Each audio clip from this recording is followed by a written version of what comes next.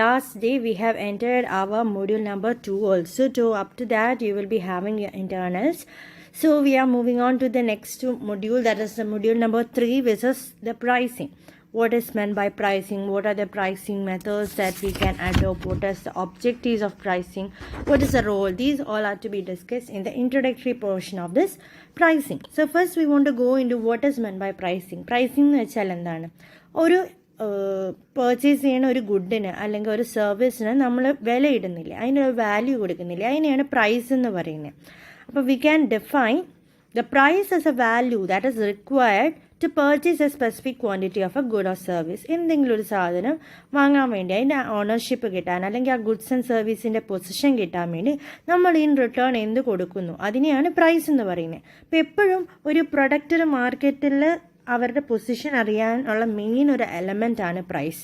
Pricing decision എങ്ങനെയാണോ അതിനെ base ചെയ്തിരിക്കും അവരുടെ സെയിൽസും അതേപോലെ പ്രോഫിറ്റും എല്ലാം. That is pricing decisions influence the sales volume and the profits to the firm. അപ്പോൾ കുറേ ഫാക്ടേഴ്സ് ഉണ്ട് പ്രൈസിങ്ങിനെ എഫക്റ്റ് ചെയ്യുന്നതെല്ലാം.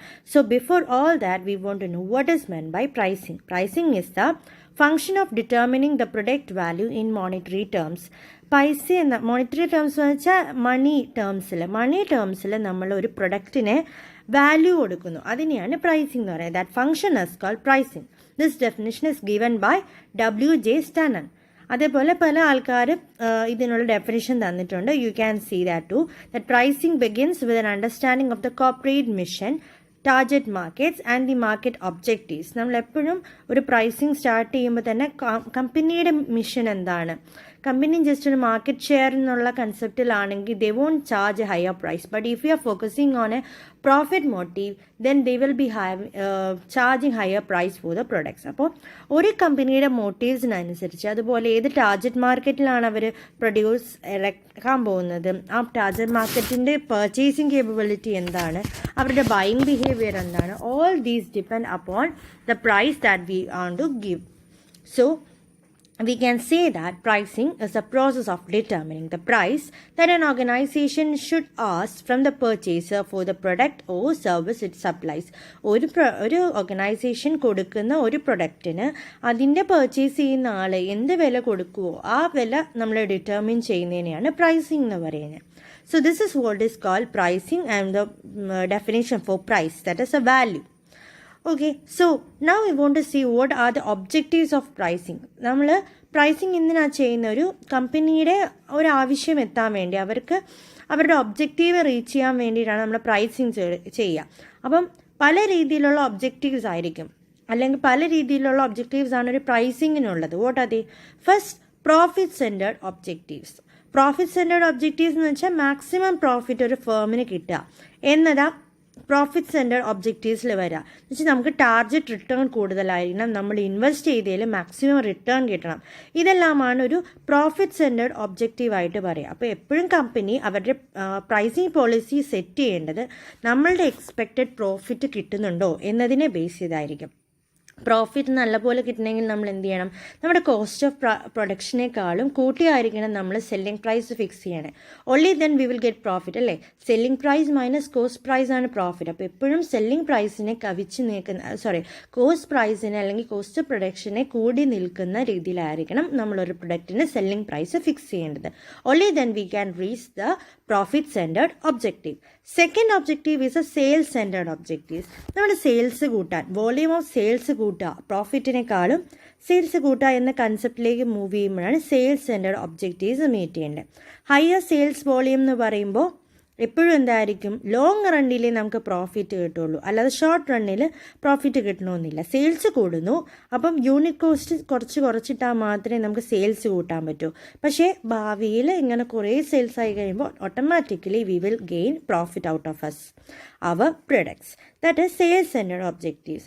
Another objective of pricing is the market share.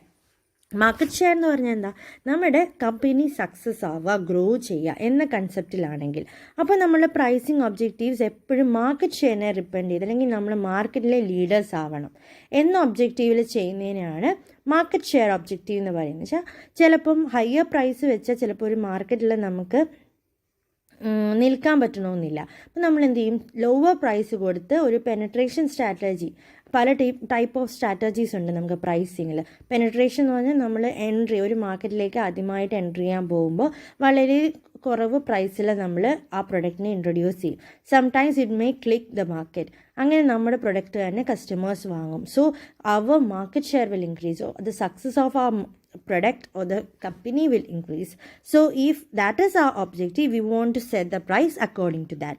Okay, that is the third objective of pricing. Fourth one is market survival.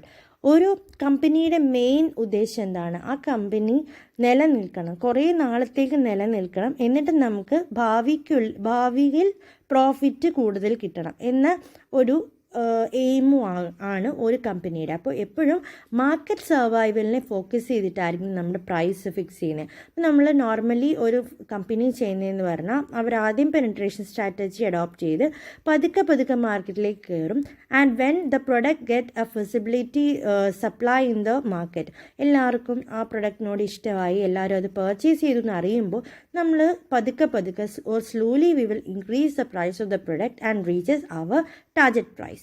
So അങ്ങനെ നമുക്കൊരു മാർക്കറ്റിൽ survive ചെയ്യാൻ പറ്റുള്ളൂ. So pricing should also be based on, or the objective of pricing should also be the market survival. Next one is the status oriented objective. Status oriented objective എന്ന് വെച്ചാൽ നമ്മുടെ current ഒരു market പൊസിഷനിലായിരിക്കും നമ്മൾ, അതിൽ തന്നെ നമ്മൾ നിൽക്കണം. അല്ലാതെ നമുക്ക് നഷ്ടം ഉണ്ടാവരുത്. കൂടുതൽ സെയിൽസ് വോളിയം കൂടുക, അതുപോലെ പ്രോഫിറ്റ് കൂടുക എന്ന രീതിയിലായിരിക്കണം നമ്മൾ നിൽക്കേണ്ടത്. എപ്പോഴും ഒരു പ്രൈസിന് സ്റ്റെബിലിറ്റി വയ്ക്കുക. ഒരു പ്രൈസ് എപ്പോഴും കൂട്ടി കുറച്ച് അങ്ങനെ നമ്മൾ ചെയ്ത് നമ്മളുടെ കമ്പനിയുടെ സ്റ്റാറ്റസ് നഷ്ടപ്പെടുമായിരിക്കും. ഇപ്പം നമ്മൾ ആപ്പിളിൻ്റെ ഒരു എക്യുപ്മെൻ്റ് മൊബൈൽസ് ഇറക്കിയപ്പോൾ ഹയർ പ്രൈസിലായിരുന്നു നമ്മൾ ഇൻട്രൊഡ്യൂസ് ചെയ്തത്. Still it reaches A hike in the market. പക്ഷേ ഇപ്പോൾ അത് ഹൈക്ക് ആയില്ലെങ്കിൽ ഒരു പ്രൊഡക്റ്റ് മാർക്കറ്റിൽ ഇറക്കി apple company, but if no customers are buying it, they shouldn't take a strategy to reduce the price to the local products. Local അത് China സെറ്റ്സിനെയൊക്കെ പോലെ സാംസങ്ങിനെ പോലെയോ Indian products ആയ സാംസങ്ങിനെ പോലെയോ ഒന്നിനെ പോലെ പെട്ടെന്ന് പ്രൈസ് അങ്ങ് കുറച്ച് കഴിഞ്ഞാൽ അവരുടെ സ്റ്റാറ്റസ് ആയിരിക്കും നഷ്ടമാവുന്നത്. അപ്പോൾ അങ്ങനെ സ്റ്റാറ്റസ് നഷ്ടമാകാതെയും വേണം നമ്മൾ പ്രൈസ് സെറ്റ് ചെയ്യുക. So only if we are sure that at that price our product will be purchase, we should set that price. If we found it before itself that ഈ പ്രൈസിൽ കസ്റ്റമേഴ്സിന് വാങ്ങാൻ ബുദ്ധിമുട്ടായിരിക്കുമെന്ന് തോന്നി നമ്മൾ ഒരിക്കലും ആ പ്രൈസിൽ ഇടരുത്. എന്നിട്ട് പിന്നെ കുറയ്ക്കുന്നത് നമ്മുടെ സ്റ്റാറ്റസിനെ കവിക്കുന്നതായിരിക്കും. So always a pricing should be done based on a status oriented objectives. And the last objective of pricing is competition. Competition വെച്ചാൽ ബാക്കി നമ്മുടെ പോലെ തന്നെ സിമിലർ പ്രൊഡക്റ്റ് വിൽക്കുന്ന വേറെ കസ്റ്റമേഴ്സ് ഉണ്ടെങ്കിൽ അപ്പോൾ അവരുടെ പ്രൈസിങ് സ്ട്രാറ്റജീസ് എന്താണ്, എങ്ങനെയാണ് പ്രൈസിങ്ങിലൂടെ ഒരു മാർക്കറ്റിൽ പിടിച്ചു നിൽക്കുന്നത്, ഇങ്ങനെയുള്ള എല്ലാം മനസ്സിലാക്കിയിട്ട് വേണം നമ്മൾ പ്രൈസിങ് സെറ്റ് ചെയ്യുക. അപ്പോൾ അവരെ കവിക്കാൻ പറ്റുന്ന രീതിയിലുള്ളൊരു സ്ട്രാറ്റജി വേണം നമ്മളുടെ ഫേമും അഡോപ്റ്റ് ചെയ്യേണ്ടത്. So these are the major objectives of pricing. What are they? Profit centred objective, sales centred objective, market share objective, market survival, status oriented objective and competition. So these are the major objectives. ഇനി പ്രൈസിങ്ങിന് പല റോളുണ്ട്. ഒരു marketing സ്ട്രാറ്റജിയിൽ ഓരോ price ചെയ്യുന്നതുകൊണ്ട് ഒരു role ഉണ്ടാവുന്നുണ്ട്. What are the? First one is the determinant of profit. Price എപ്പോഴും പ്രോഫിറ്റിനെയും based ആണ്. നമ്മുടെ പ്രൈസ് സെല്ലിംഗ് പ്രൈസ് കൂടുമ്പോൾ കോസ്റ്റ് പ്രൈസിനേക്കാളും കൂടുമ്പോഴാണ് ഓട്ടോമാറ്റിക്കലി നമുക്ക് പ്രോഫിറ്റ് ഉണ്ടാകുന്നത്, അല്ലേ? അപ്പോൾ എപ്പോഴും ഒരു ഡിറ്റർമിനൻ്റ് ആയിരിക്കും. പ്രോഫിറ്റിൻ്റെ ഡിറ്റർമിനൻ്റ് ആണ് പ്രൈസ്. ഇപ്പോൾ ഒരു പ്രൊഡക്റ്റ് നമ്മൾ ഓവർ പ്രൈസ് ചെയ്യുകയാണെന്ന് വെച്ചാൽ അത് കസ്റ്റമർ എന്ത് ചെയ്യും? ആ പ്രൊഡക്റ്റ് വാങ്ങാതിരിക്കും. പക്ഷെ അണ്ടർ പ്രൈസ്ഡ് ആണെങ്കിൽ പ്രോഫിറ്റ് കിട്ടുകയില്ല ഫേമിന്, അല്ലേ? അപ്പോൾ എപ്പോഴും നമ്മൾക്കൊരു ഉദ്ദേശം ഉണ്ടാവണം. നമ്മൾ ഈ പ്രൊഡക്റ്റ് വിൽക്കുന്നത് ഇത്രത്തോളം പ്രോഫിറ്റിനാണ്. അത് ഓവറായിട്ട് എക്സ്പെക്റ്റ് ചെയ്യരുത്, അണ്ടറായിട്ട് എക്സ്പെക്റ്റ് ചെയ്യരുത്. ഒരു ടാർഗറ്റ് പ്രോഫിറ്റ് ഫിക്സ് ചെയ്യുക. അപ്പോൾ അതിനനുസരിച്ച് വേണം നമ്മൾ പ്രൈസ് ഫിക്സ് ചെയ്യേണ്ടത്. പ്രൈസ് ഫിക്സ് ചെയ്യുമ്പോൾ ഓട്ടോമാറ്റിക്കലി ആ പ്രോഫിറ്റിലേക്ക് നമ്മൾ എത്തും. That is a first role of pricing. Second one is a competitive weapon. എപ്പോഴും അപ്രോപ്രിയേറ്റ് പ്രൈസിങ് ഡിസിഷനാണ് നമ്മൾ എടുക്കുന്നതെങ്കിൽ എന്ന് വെച്ചാൽ കറക്റ്റായിട്ട് പ്രൈസ് അഡ്ജസ്റ്റ്മെൻറ്റ്സ് ആയിട്ടുള്ള പ്രൈസ് കട്ടും ഡിസ്കൗണ്ടും എല്ലാം നമ്മൾ കറക്റ്റ് പ്രപ്പോർഷനാണ് നമ്മുടെ ഫേം ഇറക്കുന്നതെങ്കിൽ always it will be a burden for the competitors. ഒരു കോമ്പറ്റീറ്റർ ഉണ്ട്, നമ്മുടെ സിമിലർ പ്രൊഡക്റ്റ് വിൽക്കുന്ന വേറൊരു കോമ്പറ്റീറ്റർ ഉണ്ടെങ്കിൽ അവർക്ക് എപ്പോഴും ഒരു ബുദ്ധിമുട്ടായിരിക്കും. നമ്മളുടെ ഡിസ്കൗണ്ട്സും നമ്മുടെ പ്രൈസ് കട്ടെല്ലാമാണ് കസ്റ്റമേഴ്സിന് ഇഷ്ടപ്പെടുന്നതെങ്കിൽ automatically it will be a weapon for the competition. That is a competitive weapon. We can use pricing as a competitive weapon. Next one is the demand control. നമുക്ക് പ്രൈസ് കൊണ്ട് ഡിമാൻഡ് കൺട്രോൾ ചെയ്യാൻ പറ്റും. ഇപ്പോൾ company വളരെയധികം ഒരു പ്രൊഡക്റ്റിൻ്റെ price കുറയ്ക്കുമ്പോൾ automatically demand കൂടും. പക്ഷേ പ്രൈസ് കൂടുകയാണെങ്കിലോ ഡിമാൻഡ് കുറയുകയും ചെയ്യും. അപ്പോൾ അത് നമ്മൾ ഒരു മെയിൻറ്റെയിൻ ചെയ്യണം. നമ്മുടെ സപ്ലൈയും ഡിമാൻഡും വെച്ചിട്ട് നമ്മൾ മെയിൻറ്റെയിൻ ചെയ്യേണ്ടതാണ് പ്രൈസിങ്.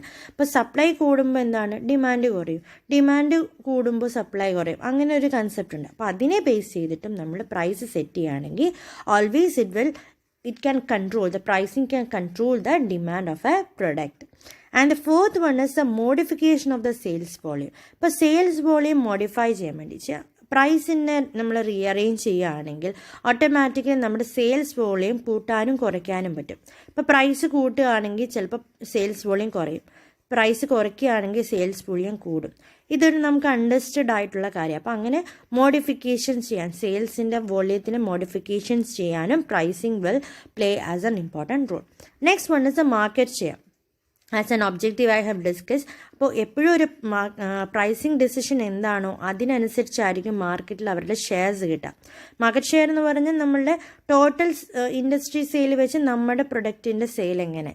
അപ്പോൾ എപ്പോഴും ഒരു നല്ല രീതിയിലുള്ള പ്രൈസിങ് സ്ട്രാറ്റജിയാണ് ഒരു കമ്പനി ഒരു ഫേം അഡോപ്റ്റ് ചെയ്യുന്നത്. Always it will give a greater market share for that company.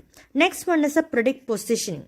Price will also act as an input for the positioning the product. ഒരു ടാർഗറ്റ് മാർക്കറ്റിൽ അവരുടെ പ്രൊഡക്റ്റിൻ്റെ ആ വില അറിയിക്കാൻ പ്രൈസിന് കാണിക്കാൻ പറ്റും. ബിക്കോസ് ഇപ്പോൾ ആപ്പിൾ ഫോൺ ഇത്രയും പ്രൈസിൽ വെച്ചപ്പോൾ ആ പ്രൊഡക്റ്റിനൊരു ഇമേജ് ക്രിയേറ്റ് ആയി. It is A prestige product or it is A luxurious product എന്ന രീതിയിൽ സ്റ്റാറ്റസിനെ കാണിക്കുന്ന രീതിയിലൊരു പ്രൊഡക്റ്റായി. അപ്പോൾ അങ്ങനെ ഒരു യുണീക്ക് ഐഡൻറ്റിറ്റി ക്രിയേറ്റ് ചെയ്യാൻ പറ്റും ഒരു പ്രൈസിന്. That is we can create a position for the product through pricing strategies. Next one is the market status.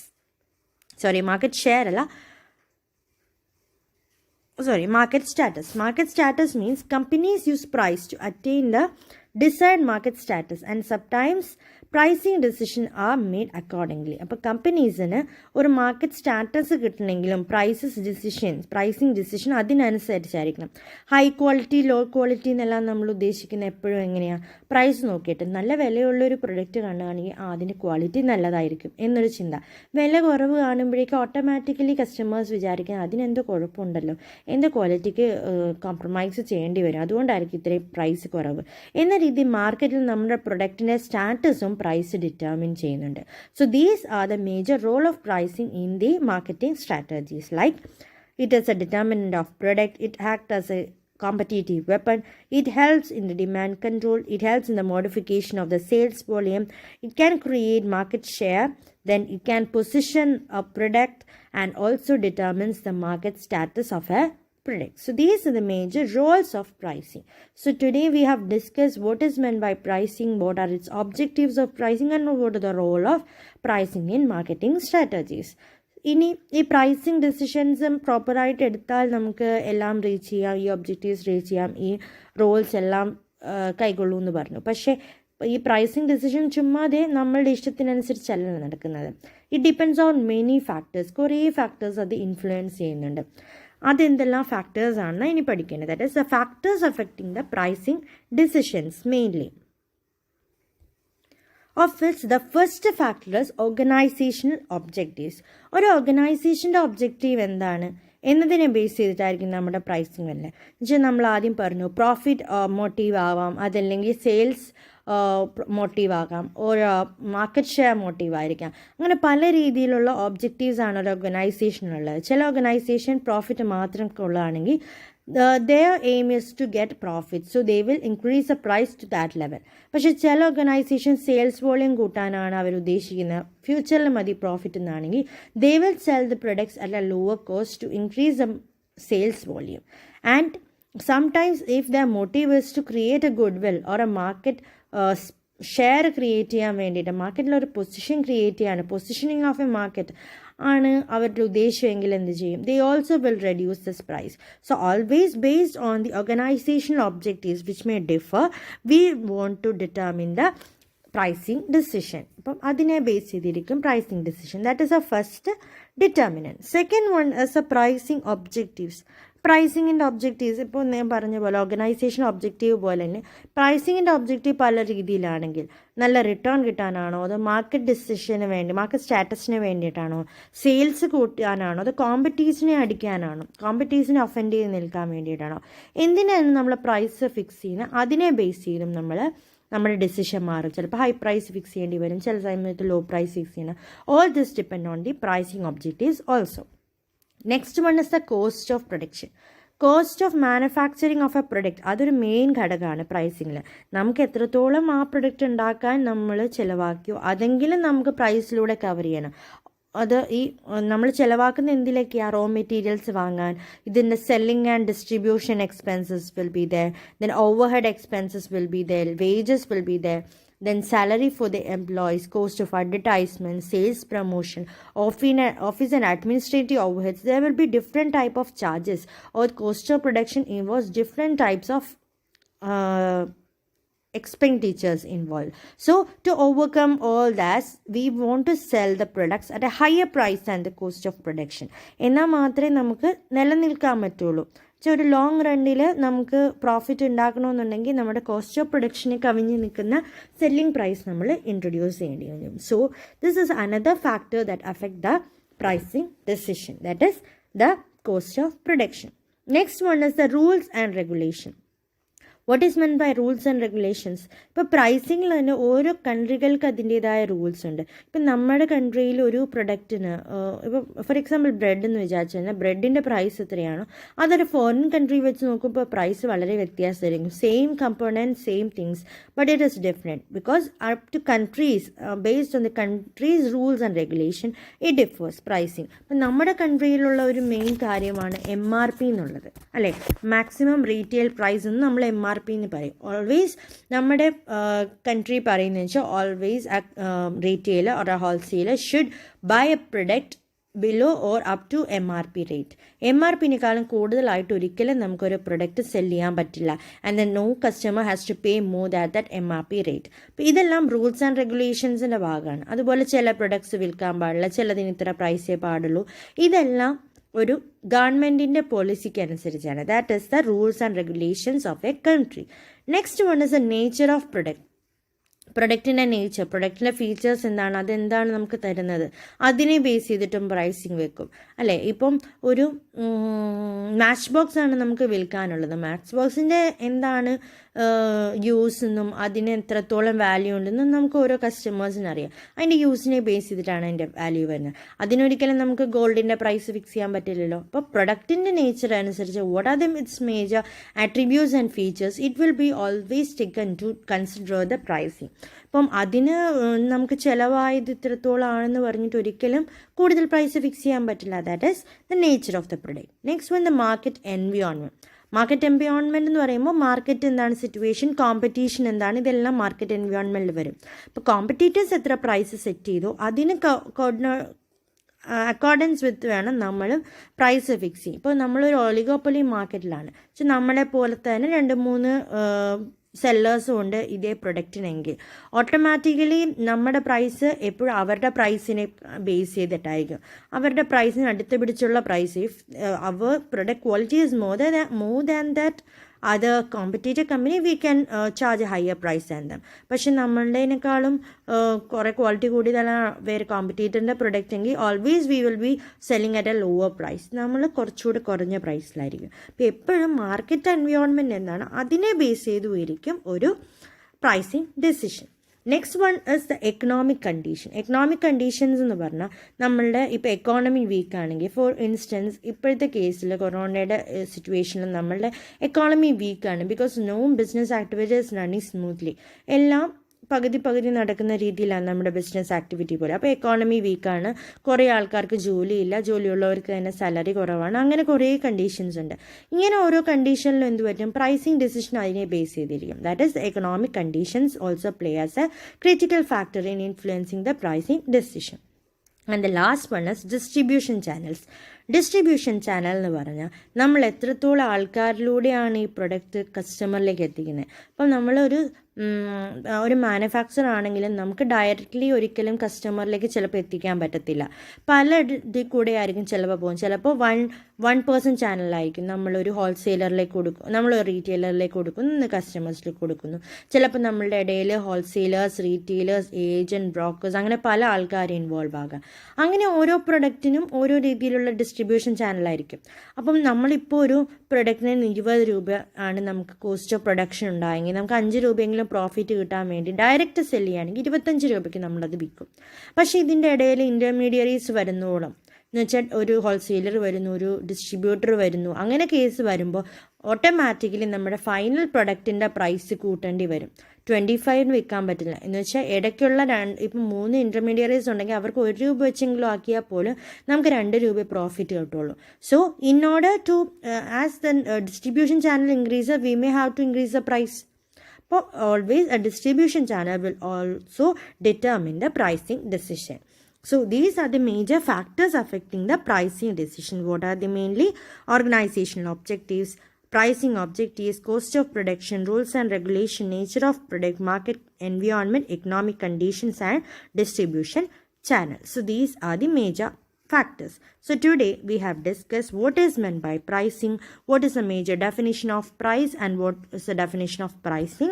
Then we have discussed the objectives of pricing: profit centered, sales centered, market share, market survival, status oriented, competition. Then what are its role? Determinant of profit, competitive weapon, demand control, modification of sales volume, market share, product positioning and market status. We have discussed the role. And at last we have discussed the factors influencing the pricing decision, that is organization objectives, pricing objectives, cost of production, rules and regulations of government, nature of the product, market environment like other competitors too, then economic conditions, ippalത്തെ condition pole, then distribution channel, the number of distribution channel involved. So these were taken for this day. So what is pricing, what are its objectives and what are the factors influencing the pricing. So with this we can end today's lecture. In next lecture we can start with the steps in formulating pricing. എന്താണ് പ്രൈസിങ്ങിൻ്റെ process എന്നാണ് next ലെക്ചറിൽ പഠിക്കുന്നത്. So with this I'm ending today's lecture. If you have any doubts, just message me. I can clear your doubts through WhatsApp. Okay. So thank you. Meet you in the next lecture.